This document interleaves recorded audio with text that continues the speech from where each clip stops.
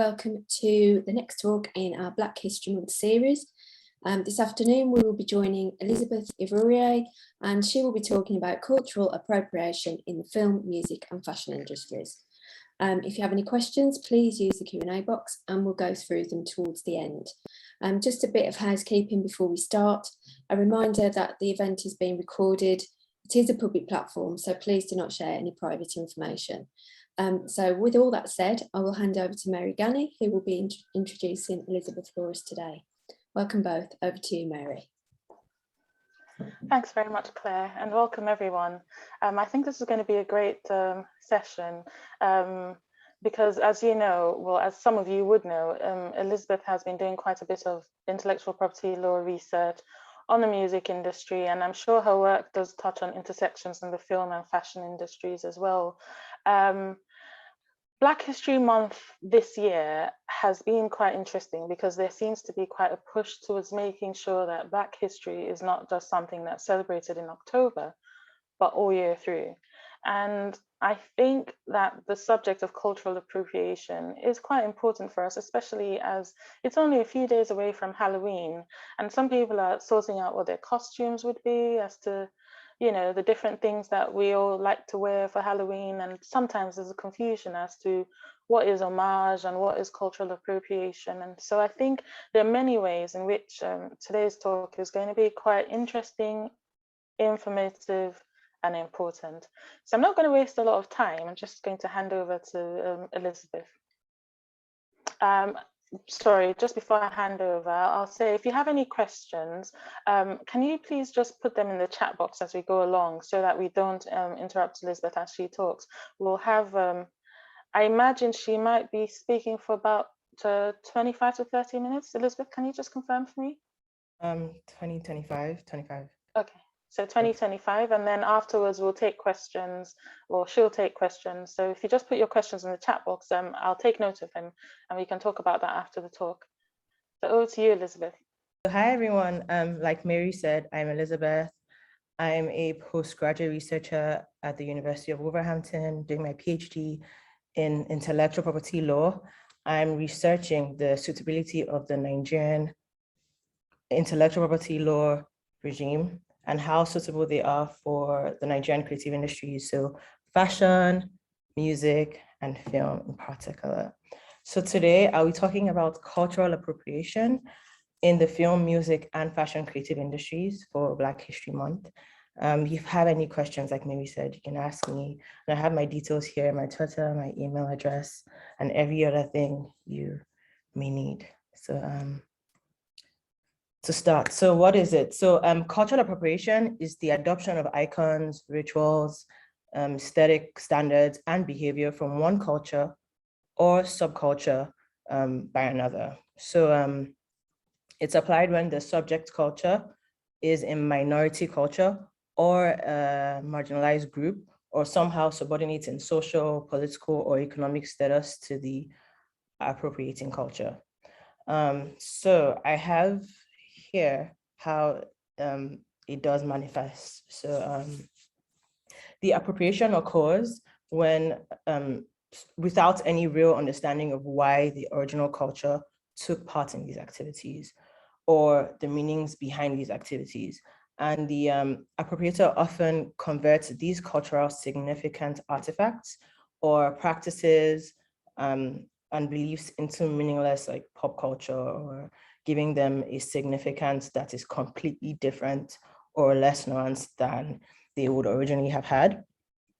So I have here Kylie Jenner rocking like braids and Kim Kardashian rocking braids that she's coined to be Kardashian styled braids. And we have Justin Bieber here rocking dreadlocks.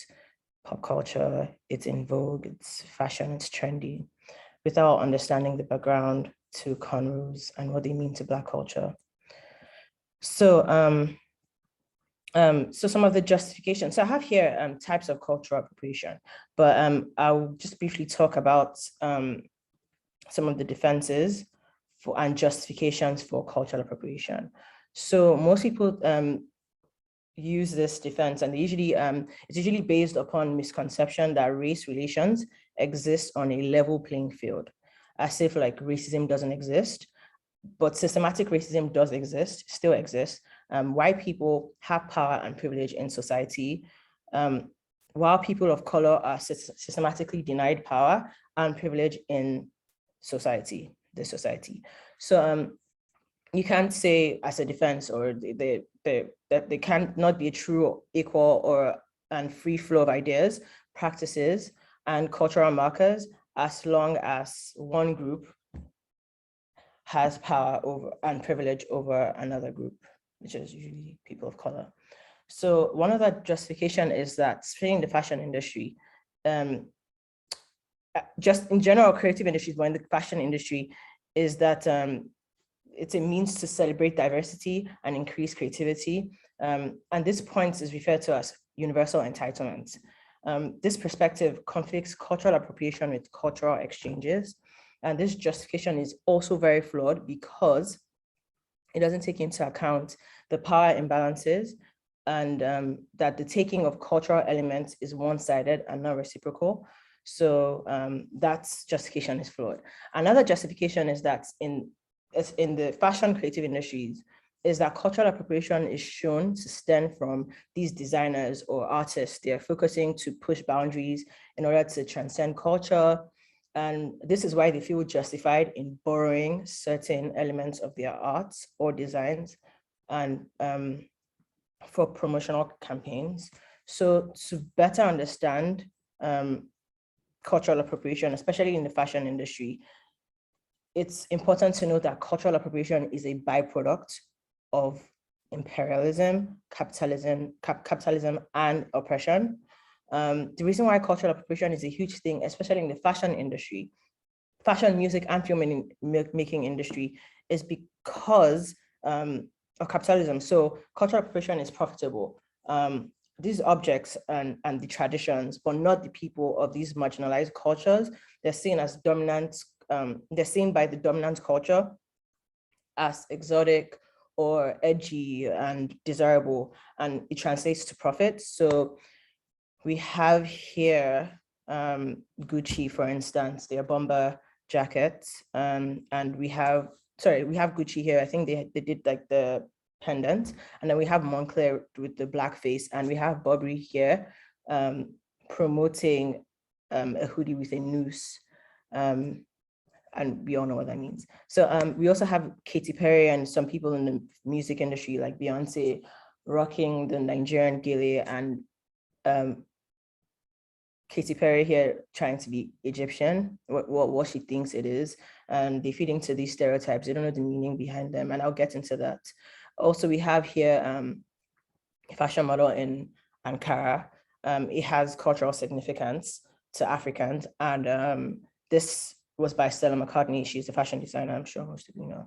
So yeah, so like I was saying, so this is because capitalism works best when people are not individual people with celebrated differences, but identical workers. Once diverse cultural identities are stripped away, the only culture left to identify with is capitalist culture. So like I said, cultural appropriation is a byproduct of imperialism and colonialism, because imperialism functions by extracting everything with value from the colonized people and territories. So in the case of cultural appropriation, culture is treated as the natural resource to extract from people of color, in this context, Black people. So imperialism is the creation, maintenance of an equal culture, economic, and territorial relationship, usually between states, and it's usually in the form of an empire, so you all know, and it is based on domination and subordination, and it functions by subordinating groups of people and territories and extracting everything of value from these colonized people.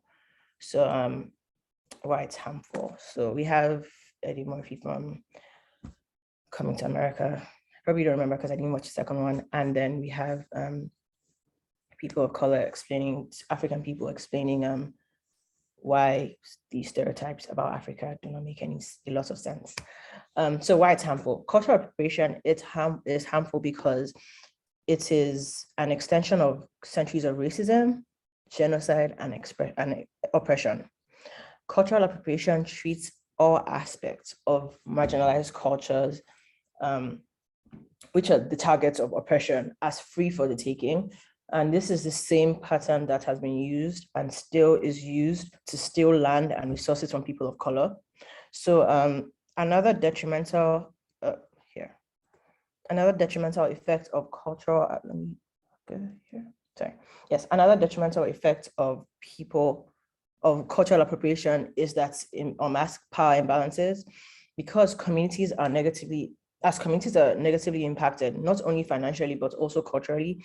And this misrecognition, or sometimes, in most cases, non-recognition, it can lead to diminishing self-esteem and self-loathing.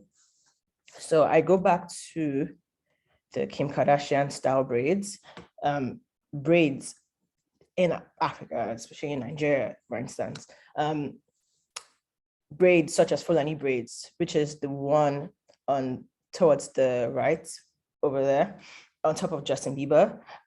She's blackfishing, which is trying to look black to boost sales or seem exotic or edgy. And she has on Fulani braids, but Kim Kardashian style braids. So these braids are particularly prone to appropriation by the dominant culture.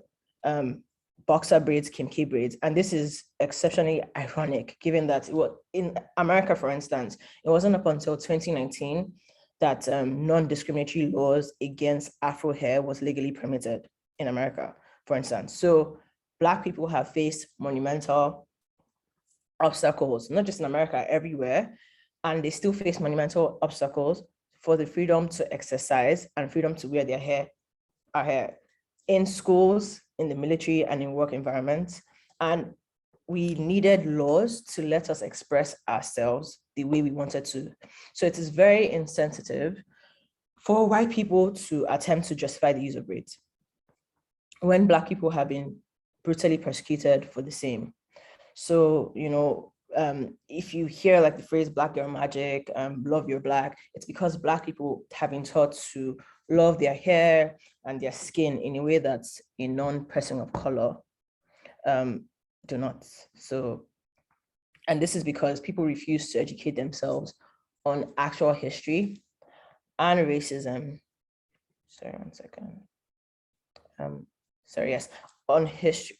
They refuse to educate themselves on history of racism. And if they actually didn't know the history and where braided protective hairstyles like cornrows stem from, especially in America, during slavery, women, they would braid maps and signals into their hair so that other slaves on the plantation would find out directions without getting caught by the slave owners.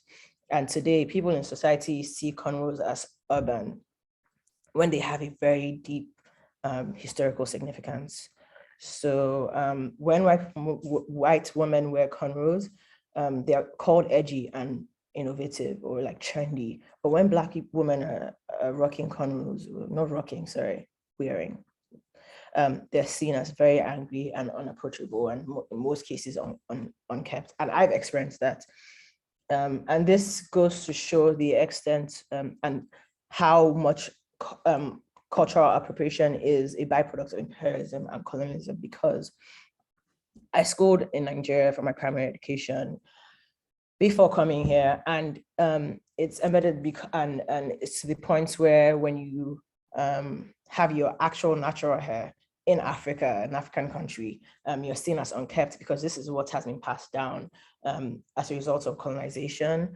And it's problematic for I, an African residing in Africa in Nigeria precisely, to be unable to rock my hair because where I'm from, where a deeper and a greater understanding to my hair is, I don't know if that makes a lot of sense. So this is just an analogy to say why cultural appropriation is a byproduct of racism, oppression, and imperialism.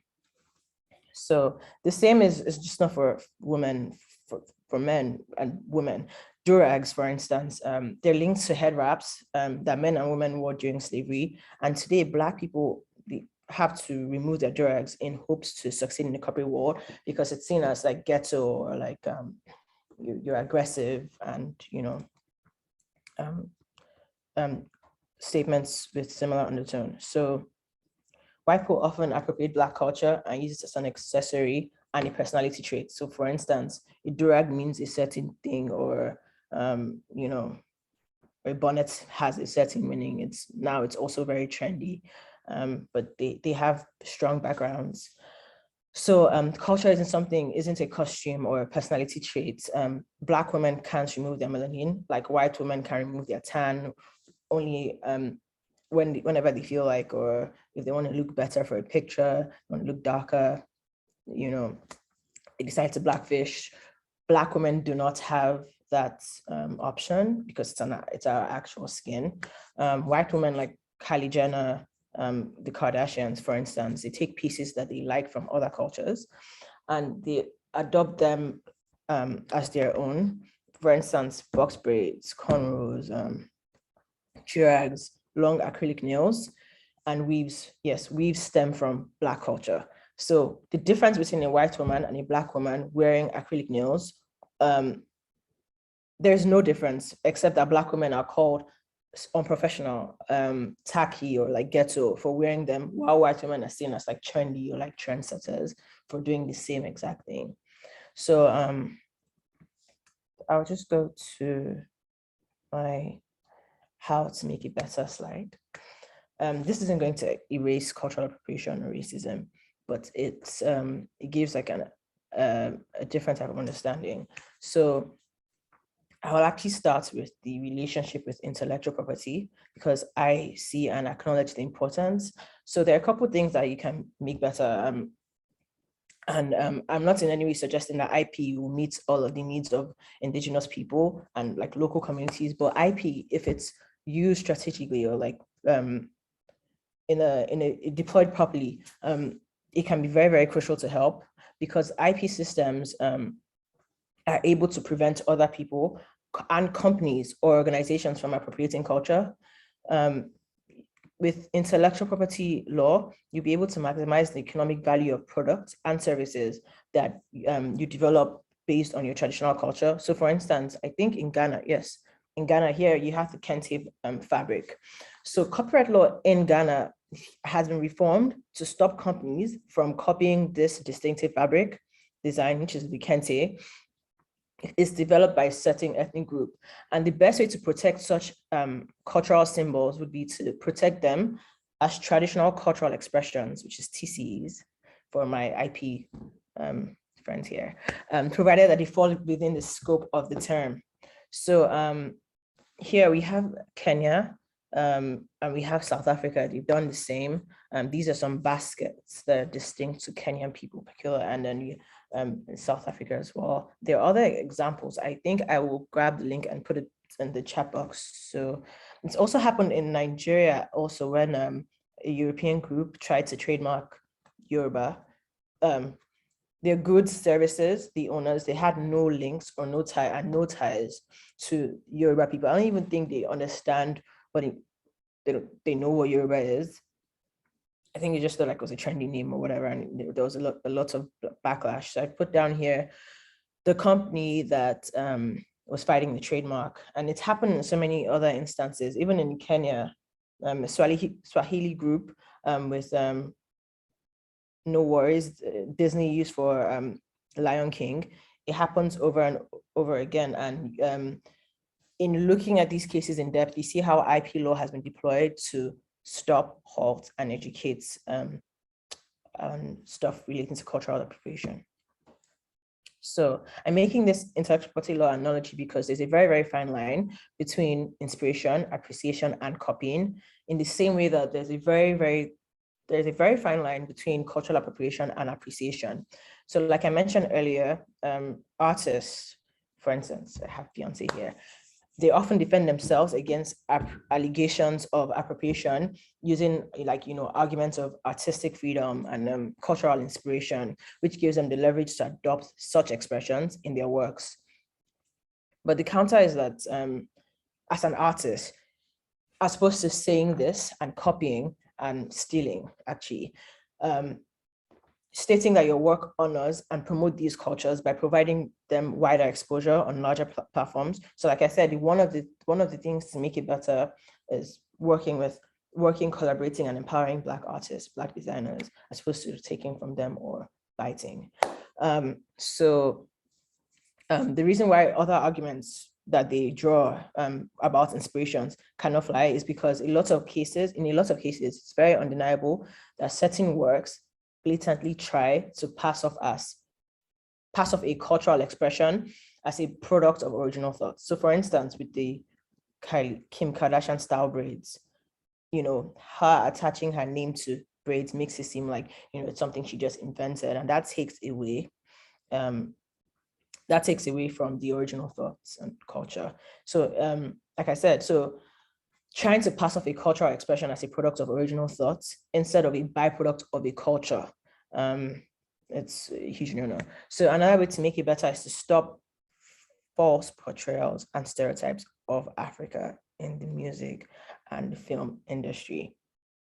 I put Beyonce here and Coming to America. If you've watched their most recent projects, for instance, in Black is King, you see there are lots of portrayals about, I can speak confidently about Nigeria, that have little to nothing to the way they're portrayed in her projects. It's also important to note, especially in the film and the music industry, that every country in Africa is peculiar. No one sounds the same, no one looks the same. Africa is not a country. Africa is not a language. Later on, I'll explain in depth why the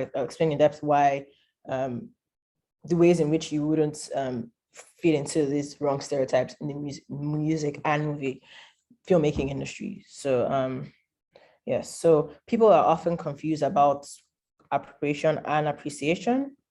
And I'll just do a very, very brief analogy here, because there's a picture going around with Adele at a Notting Hill festival, something with Bantu knots. So, and then I have one picture here with Beyonce in the gele. So people are often confused. What is appreciation and appropriation?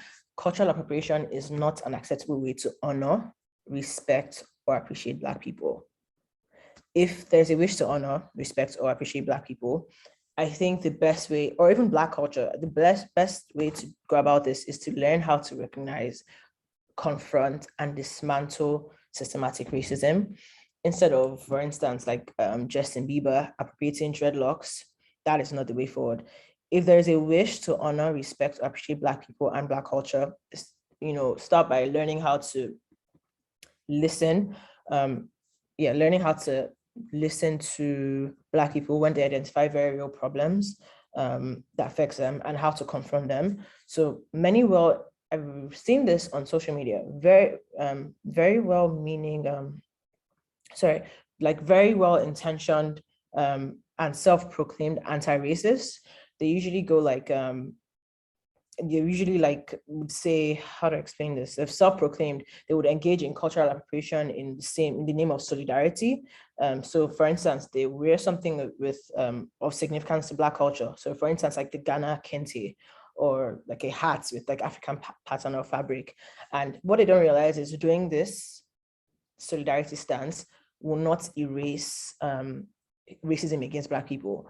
There are many real and concrete steps you can actually take to support Black people, such as supporting the movement that aids these Black communities.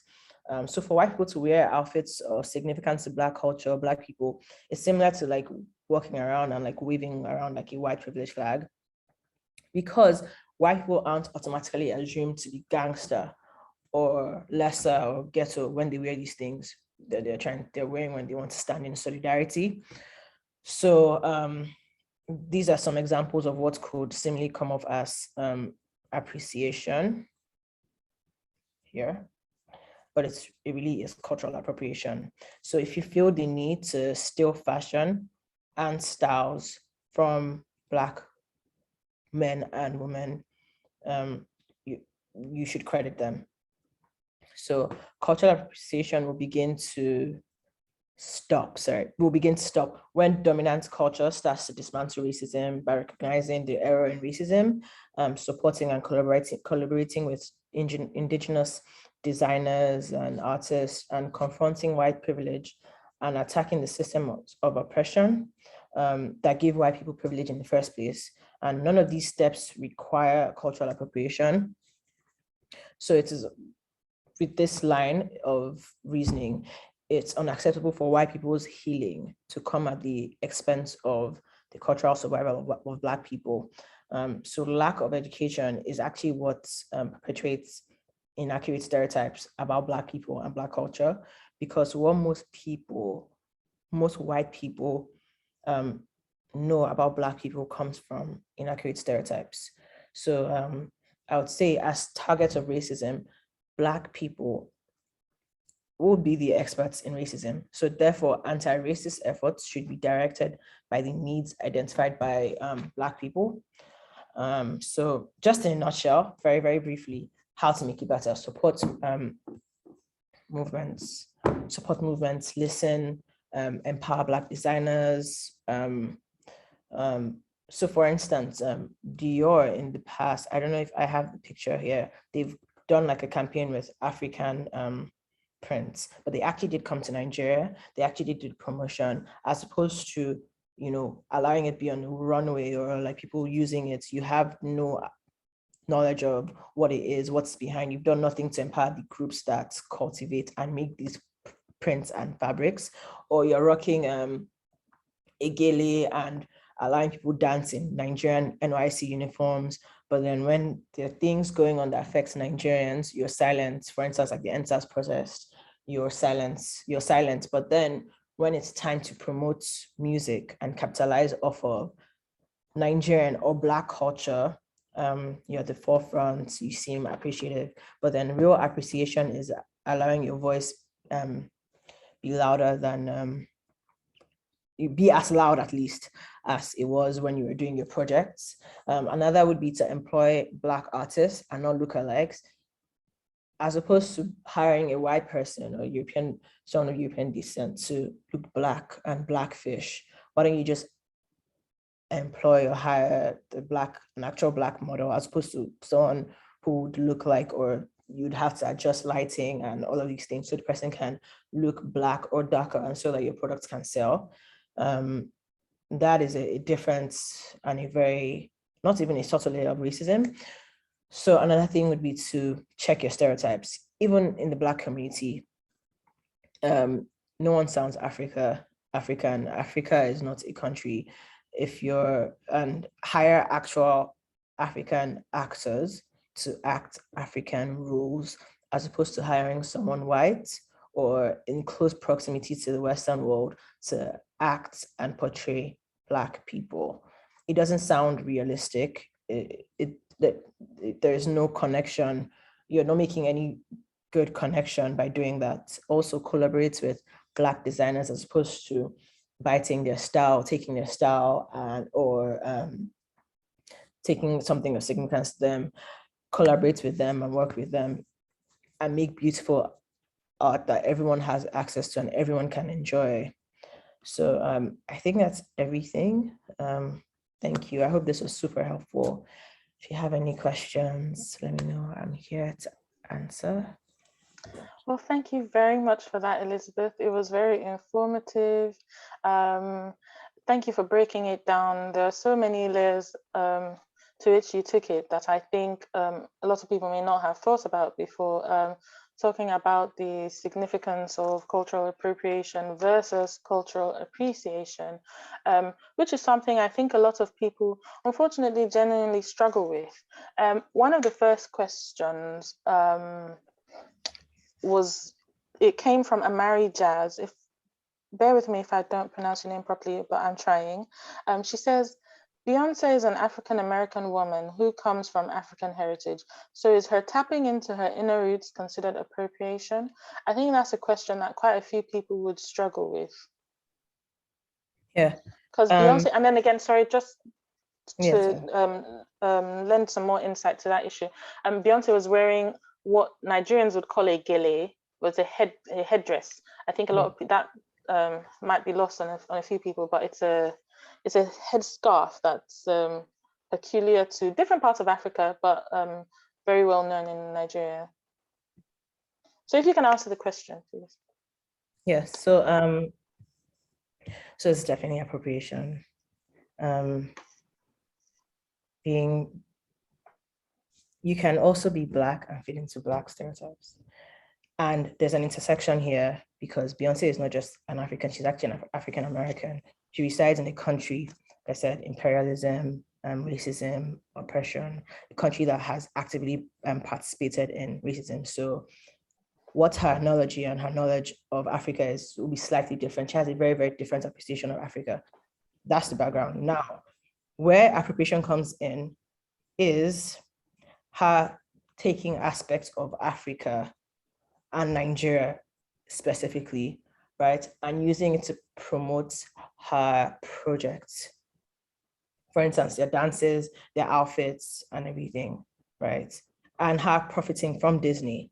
But when actual and real issues that affect Africa and Nigeria, the culture she is profiting off of, when they actually have real issues, for instance, like the NSAS protest, Beyonce was nowhere to be found, not a statement, not nothing, until she faced backlash.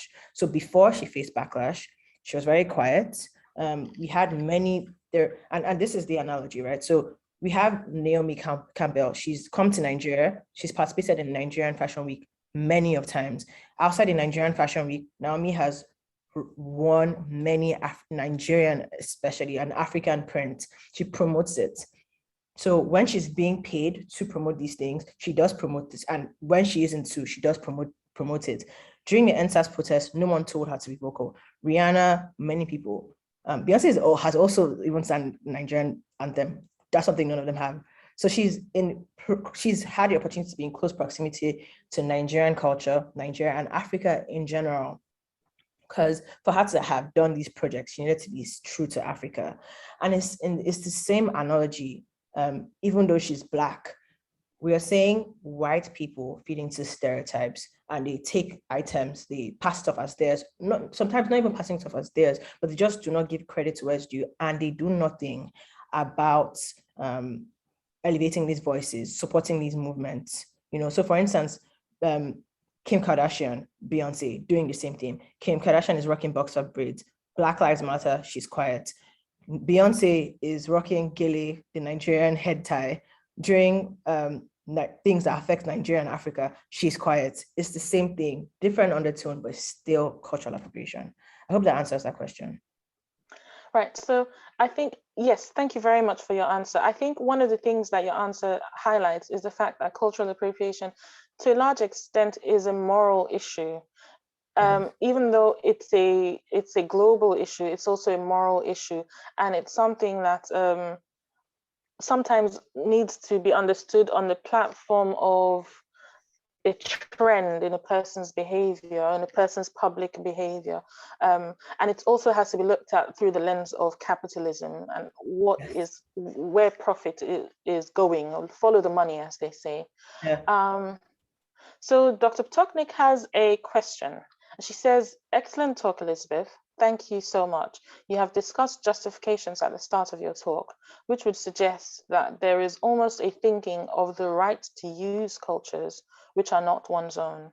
Why should that even be entertained? Do you think these are really justifications or defenses, or are we looking at excuses and ignorance instead? So I'm reading the question because I'm right.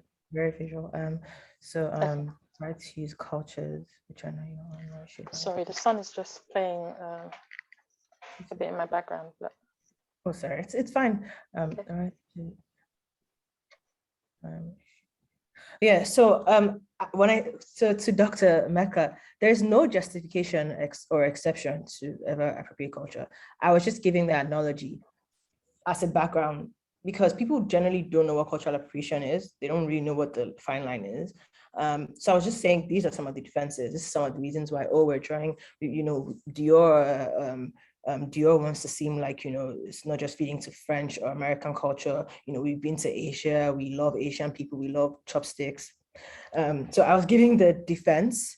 I was telling you the defenses and the justifications, not that they are valid or they are ever taken into consideration. No one thinks it makes any sense. I was just giving the defenses so people can go from there and then know what appropriation is once they see it and see the difference between does it see the lights basically and say, this is actually just stealing, this is not appropriation, and this isn't showing analogy from African or Black culture. This is just borderline racism and ignorance. I don't know if that answers your question. Yes, there are excuses and ignorance. Yeah. So you also answered your question. So I hope that helps. There are excuses and ignorance. Yeah, I'll just say in response to that, one of the things that you've shown us today, Elizabeth, is that cultural appropriation can be perpetrated by Black people. And as such, as much as it is one of the ways in which racism expresses itself, cultural appropriation, but it is also something that Black people can participate in, unfortunately. So like you showed, a Black person in America or a Black person in the UK can be, as it were, guilty of cultural appropriation of African culture.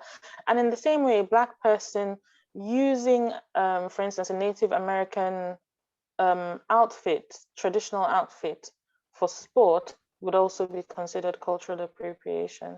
So I think it works its way across the board to when people use elements of people's culture and tradition and heritage for sport or for money, or capitalize off of it when they aren't, when they have no connections to the culture whatsoever, or when they haven't spoken out in support of such cultures and the difficulties that they face. Another question comes from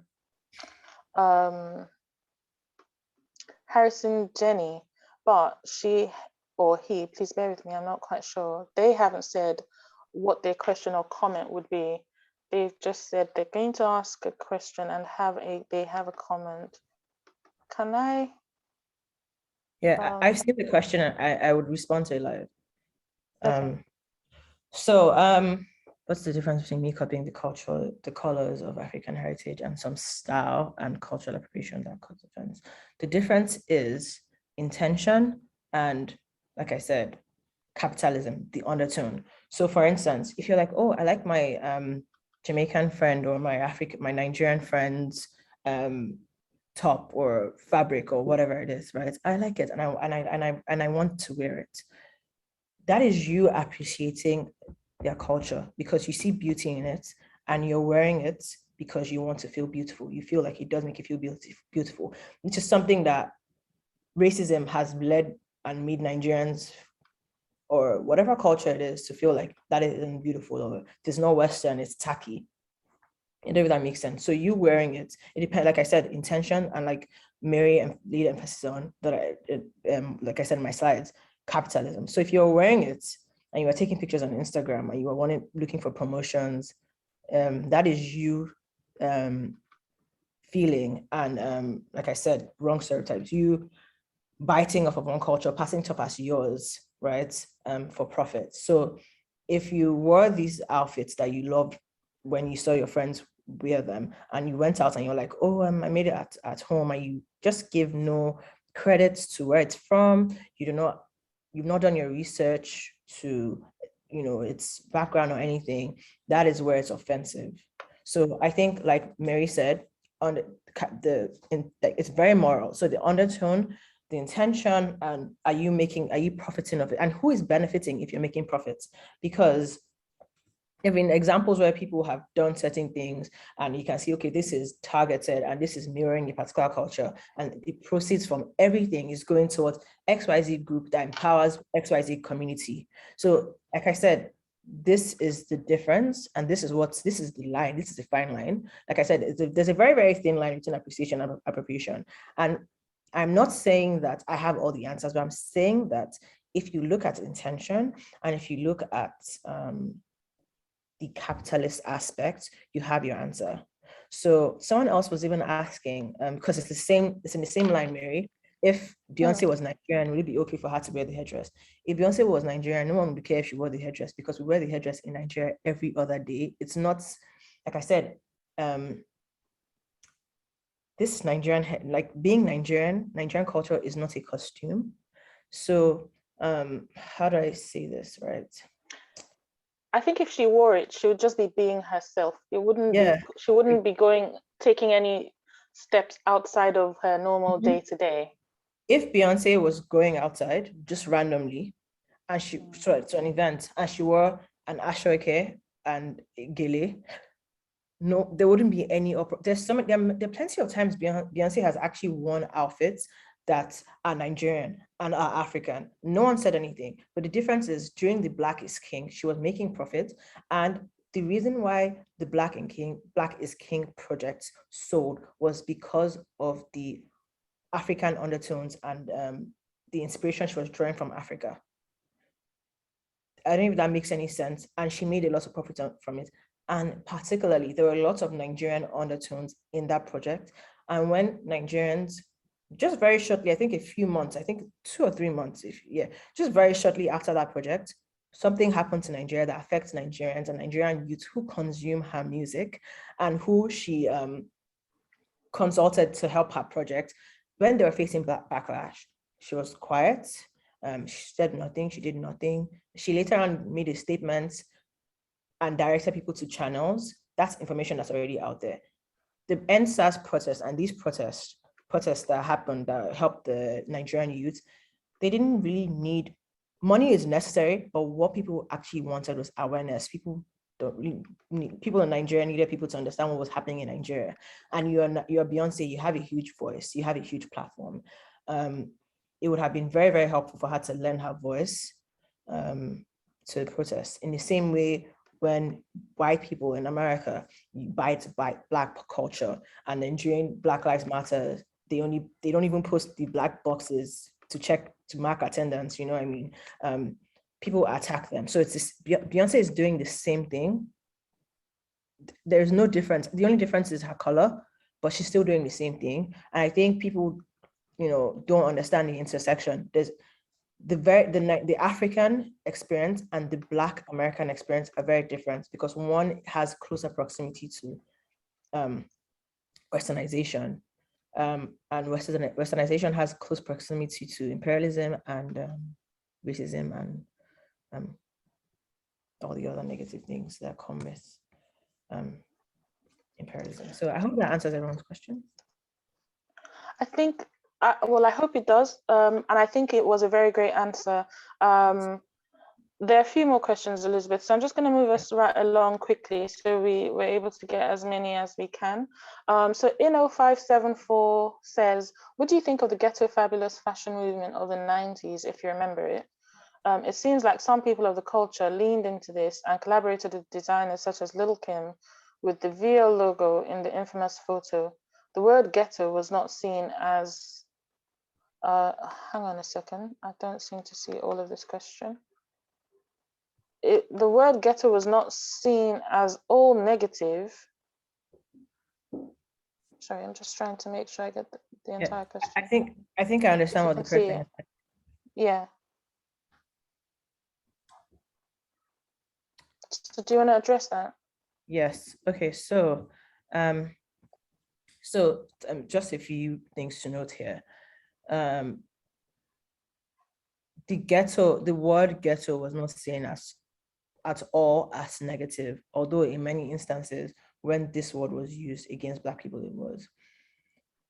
The Ghetto Fabulous movement, pioneers, Mary J. Blige, Lil' Kim, these people are Black people. These people are turning something that has been used to tarnish their image, ridicule them, diminish them, and saying, it's like what I said, Black people have to continue to reinforce and remind themselves that they are beautiful. And this is doing the same thing, except putting it on the forefront. So if a person that is not a person of color decided to do Ghetto Fabulous or do this movement, it would be problematic because you are not Black. The word ghetto would never be attributed to you because of white privilege. The word ghetto is attributed to Black people because of racism. So a Black person doing this Ghetto Fabulous movement is not trying to diminish Black people or Black culture. It's actually, in a very, very sarcastic way, saying Black is beautiful, because there's a reason why this Ghetto Fabulous movement is a thing with the hairstyles. I know the hairstyles and I know the looks. And I think even recently, 21 Savage or some artist, he had like a party with this theme. So it's highlighting something that was ghetto, this movement. it's highlighting and saying that it's beautiful. And I think that's just what it is. I hope that answers that question. Yeah. Thank you, 57. Princess Anne Hanganiban says, what do you think is the appropriate response when you know someone, a colleague, family, friends, relatives, who culturally appropriates the Black culture or other cultures, especially when you've already tried to confront them about it, but they refuse to change or educate themselves? Is there anything else I can do when this happens? Not to call the police.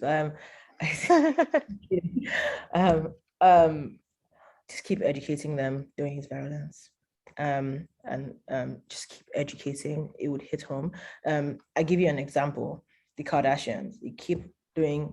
If today it's boxer braids, they get backlash. They move to another type of braids, Fulani braids. They get backlash. It keeps happening. But now I don't think they've rocked braids in a year. None of that's progress, anything. But I'm just saying it's a process. It's racism, and it's, like I said, it's white privilege. You do not, and also white supremacy, not understanding why this is going to offend another person because you think you're all that matters, and you put yourself above every other living organism that is not your skin tone. It's ignorance, like Dr. Mecca said, and yeah. Any other question? I hope that answers. There are quite a few, actually. I think this topic is quite interesting for a lot of people. And I think one of the things that we'll take perhaps two more, but one of the things that this topic raises is the importance for conversations. I think it's so important for people to understand culture, people to understand other people's culture. One of the things that people in the West might not understand is how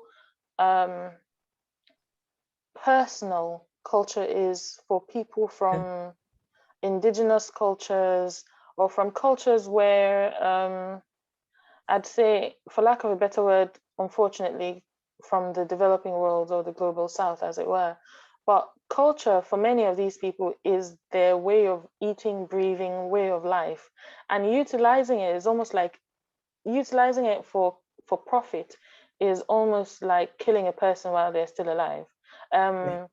It sounds a bit dramatic to put it like that, but it is as violent as the Benin bronzes still being in the British Museum and on display, whereas those things are part of worship for a culture and a people who have a home for them.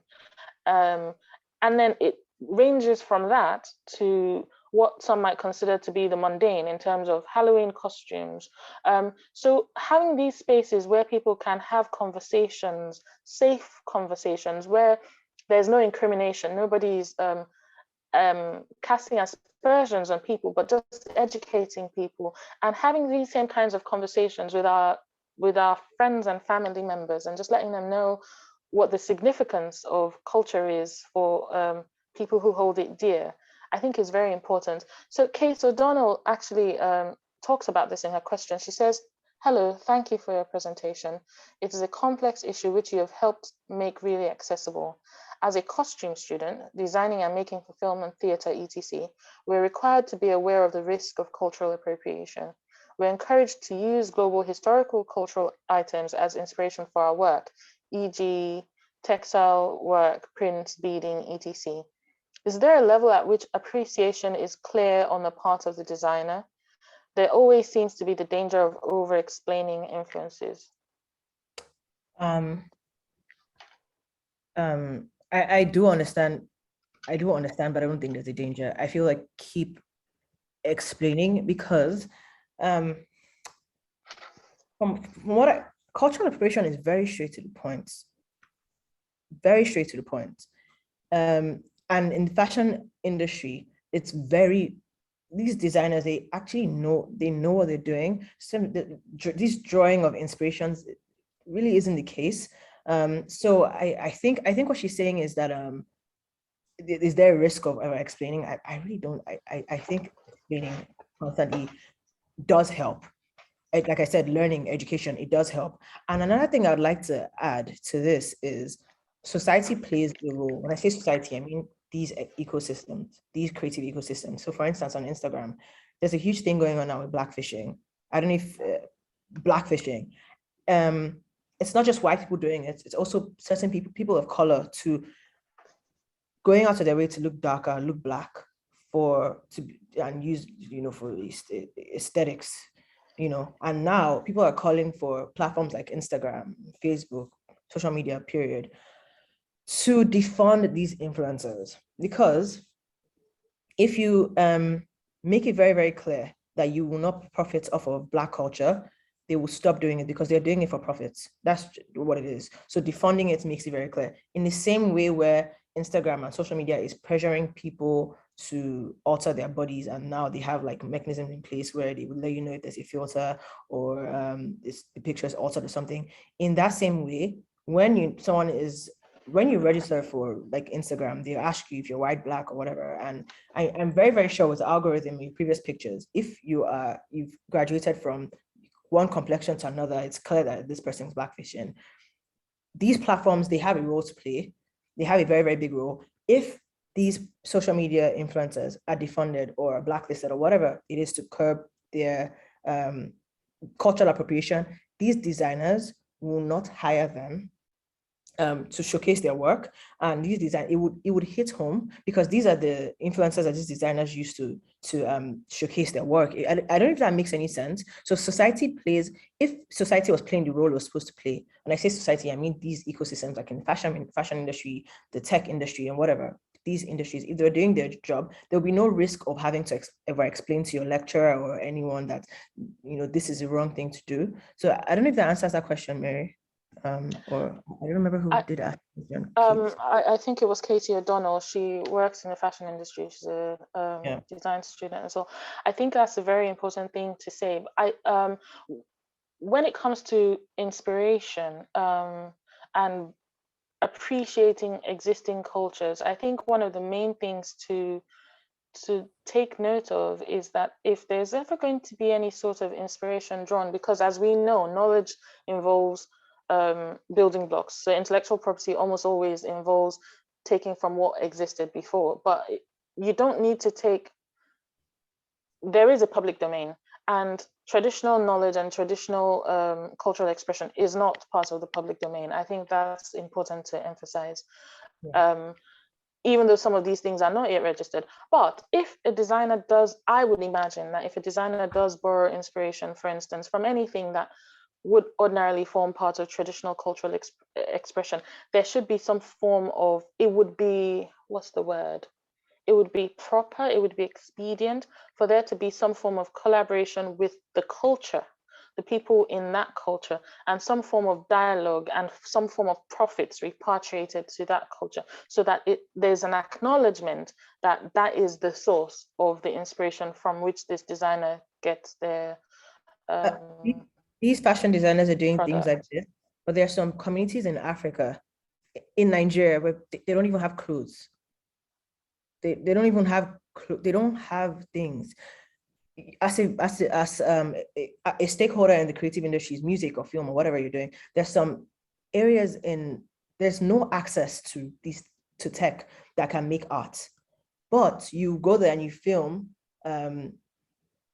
people and you use Africa as an aesthetic, or poor people or people like starvation or their outfits, and then you make profit off of it. Meanwhile, these communities that you're going to exploit, because it's actually exploitation, they do not even have the things these portrayals, or they don't even have the things that you're honing to in that project. So it would take nothing, even as a designer, to say, okay, fine, we'll clothe this community or schools, uniforms. There's no excuse for cultural appropriation. And if you go back to the slides, it's going to be on YouTube, you would see that it's very, very easy to not appropriate culture. It's very easy, and it's very, very easy to support these communities and actually appreciate culture. But what comes into it is what you're saying, Mary, which is the moral aspects, which is greed. And that's also from capitalism, because you just want to make money and go. You don't really care impacting this culture you're taking from. I think that really answers actually every thought, every question. I don't think that makes a lot of sense. It's very, very easy to appreciate culture. It's very easy to appreciate culture. Yeah. I think that's a very good note on which to end. It is easy to appreciate culture, and I think intentions matter.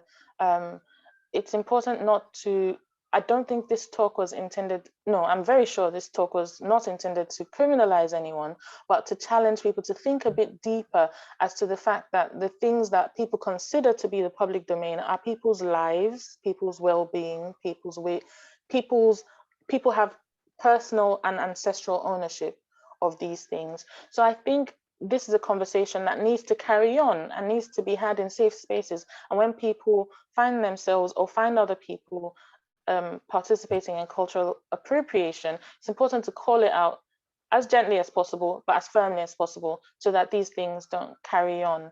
And I hope that we can grow into a world where there's just a lot more respect for other people as humans and of their cultures. That would get to the root of these things. So thank you all for coming. Thank you so much to Elizabeth for this very, very insightful talk. And it will be great that this is going to be on YouTube so that other people can listen to it again from time to time. Thank you all for coming. Thanks to Claire and to Dr. Metka, who is Elizabeth's supervisor, for setting this up. Thank you. Thank you, everyone. Oh, thank you, Samuel, and everyone. Thank you. Bye.